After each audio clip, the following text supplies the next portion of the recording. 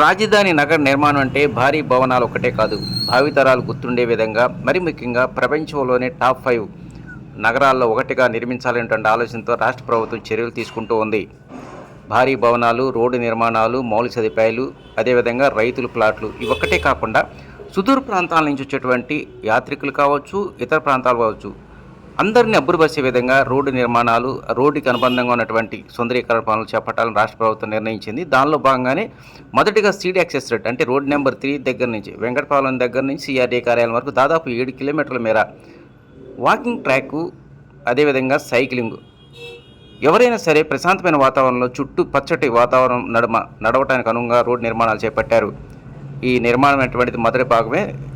విడతల వారీగా మిగతా రోడ్డు ప్రక్కన ఈ వాకింగ్ ట్రాక్ నిర్మాణం జరుగుతుందని సిఆర్డీ అధికారులు ఇప్పటికే ప్రకటించారు. భవిష్యత్తులో పెరిగే ట్రాఫిక్ రద్దీ కారణంగా పాదచారులకు ఎలాంటి ఇబ్బంది లేకుండా సీడ్ యాక్సెస్ రోడ్ పక్కనే చక్కటి చుట్టూ చెట్లు నడుమ ఈ వాకింగ్ ట్రాక్ను ఏర్పాటు చేశారు. ఇది చూపులు ఎంతగానో ఆకట్టుకుంటూ ఉంది.